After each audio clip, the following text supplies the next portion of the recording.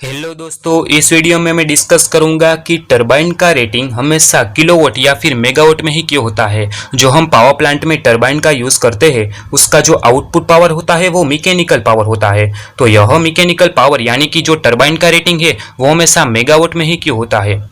दोस्तों, यह रीज़न समझाने के लिए मैं एक मोटर का एग्जाम्पल लेता हूँ। हमारी एक मान लो कि डीसी मोटर है।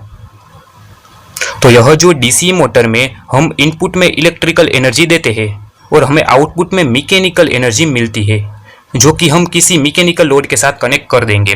तो यह जो डीसी मोटर का आउटपुट जो मैकेनिकल पावर मिल रहा है वो हमेशा किलोवाट या फिर मेगावाट में ही होता है, या फिर हम उसको एचपी में डिनोट करते हैं यानी कि हॉर्स पावर।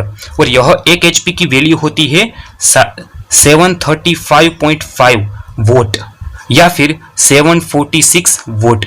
तो यह एक एचपी की वैल्यू होती है। तो आप देख सकते हैं कि यह वोट या फिर किलोवाट या फिर मेगावाट में ही इसका आउटपुट पावर निकल रहा है। ठीक है, जो हम इनपुट इलेक्ट्रिकल एनर्जी दे रहे हैं वो किलोवाट में ही होगी या फिर कुछ इलेक्ट्रिकल पावर होगा, लेकिन जो हमें आउटपुट में मैकेनिकल एनर्जी मिल रही है वो हमेशा किलोवाट या फिर मेगावाट में ही होगी, या उसको हम एचपी से डिनोट करते हैं। हम कहते हैं कि 1 एचपी या फिर 2 एचपी की मोटर है, इस तरीके से। तो जो मोटर का आउटपुट है वो मैकेनिकल पावर है और उसकी रेटिंग किलोवाट या फिर मेगावाट में है। तो उसी तरह टरबाइन का आउटपुट है वो भी मैकेनिकल पावर ही है। ठीक है, इसके साथ हम अल्टरनेटर कपल कर देते हैं। तो टरबाइन में हम इनपुट स्टीम देते हैं या फिर वाटर देते हैं। तो टरबाइन का जो आउटपुट पावर है वो तो मैकेनिकल पावर है। तो इसलिए जब मोटर का आउटपुट मैकेनिकल पावर है तो उसकी रेटिंग किलोवाट या फिर मेगावाट में है।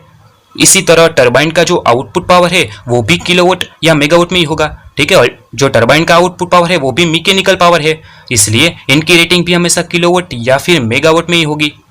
तो इसलिए टरबाइन का जो आउटपुट पावर है वो मैकेनिकल पावर है, इसलिए इसकी रेटिंग हमेशा किलोवाट या फिर मेगावाट में रखी जाती है। तो दोस्तों, आई होप कि आपको यह जानकारी अच्छी लगी होगी। तो दोस्तों, अगर आपको यह वीडियो पसंद आया हो तो प्लीज़ इस वीडियो को लाइक और शेयर कर देना और इस चैनल को सब्सक्राइब कर देना। थैंक यू दोस्तों।